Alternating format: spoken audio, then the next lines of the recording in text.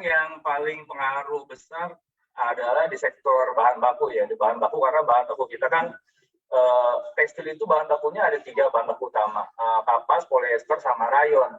Ini semuanya saling terkait.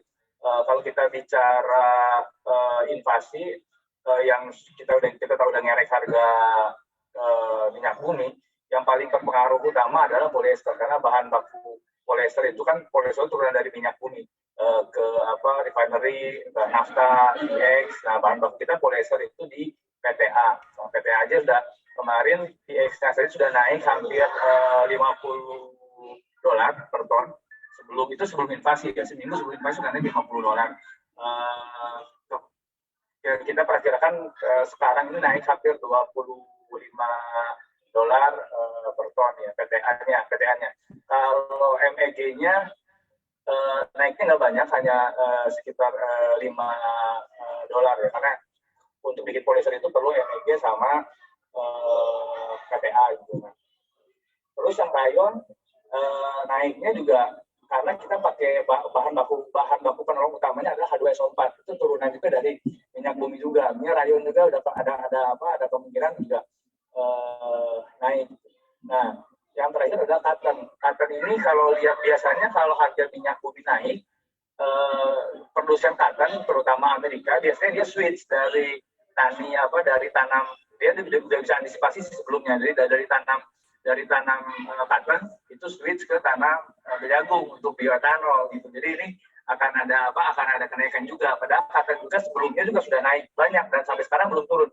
Cotton itu kalau kita bicara sebulan kemarin, yang harga normalnya harusnya sekitar $1,2 per kilo, sekarang udah sampai 2,4 sampai $2,5 per kilo. Jadi memang bahan baku 3 bahan baku utama ini semuanya akan naik dan mereka saling mempengaruhi ya. Biasanya kalau cotton naik, polyester naik. Nah, ini karena kan ada sifatnya substitusi juga antara cotton sama polyester sama rayon gitu kadang-kadang. Meskipun nggak full substitusi, tapi kadang-kadang ada beberapa poin mereka saling mensubstitusi. Itu dari sisi bahan baku. Artinya nanti kehilirnya pun juga akan naik. Nah, kalau untuk energi sih kami sampai sekarang belum merasakan hal yang ini, karena kita kan meskipun kemarin batu bara naik, kita kan sudah matikan pembangkit kita nih. Jadi kita sekarang full 90% ini energinya full pakai PLN dan pakai gas, yang gasnya sudah diturunkan oleh pemerintah dari 9 ke 6. Jadi selama itu masih on track ya, tidak ada kenaikan di PLN, tidak ada kenaikan di harga gas. Untuk energi sih kita tidak terlalu masalah untuk komposisi hari ini. Oke, kemudian untuk dari segi mungkin tadi kan supply-nya juga terkendala begitu terkait dengan bahan baku. Kemudian ini juga kira-kira seperti apa sih Pak berdampak begitu kepada harga-harga tekstil begitu? Apakah memang harganya nanti akan dinaikkan? Kemudian juga mitigasi-mitigasi yang bisa dilakukan ataupun juga strategi yang akan dilakukan oleh pelaku industri sendiri seperti apa?